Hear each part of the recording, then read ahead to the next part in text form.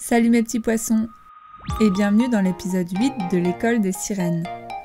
Aujourd'hui, on va apprendre à faire des bisoubules.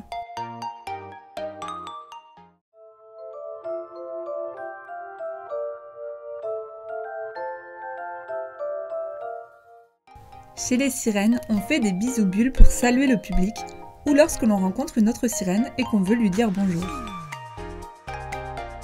Il existe plusieurs types de bisoubules. Les bisoubules classiques, que l'on projette droit devant soi avec une main. Les bisoubules à deux mains, qui sont un peu plus gros et un peu plus impressionnants. Les bisoubules multiples, plein de petits bisous que l'on peut envoyer dans toutes les directions.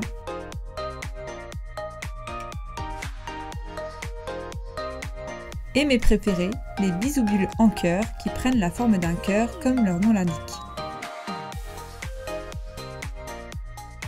Pour faire un bisoubule, il faut gonfler ses poumons d'oxygène, puis avec sa bouche, souffler son air très fort sur sa main que l'on envoie au loin. Attention, si on ne souffle pas suffisamment d'air, le bisoubule sera tout petit, voire inexistant.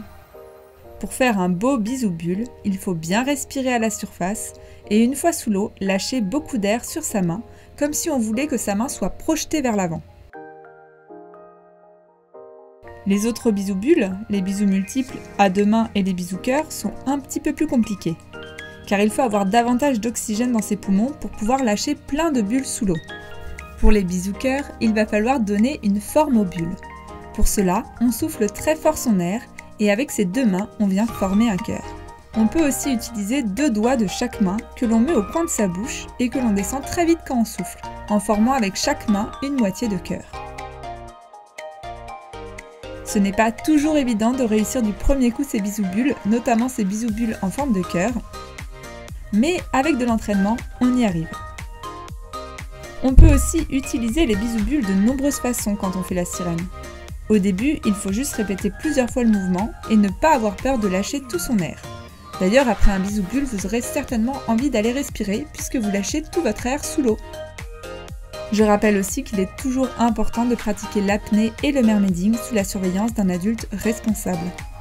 Mes petits poissons, j'espère que cette vidéo vous a plu et qu'elle vous aidera. Et justement, je vous fais de gros bisoubules. Et je vous dis à très bientôt sous l'eau.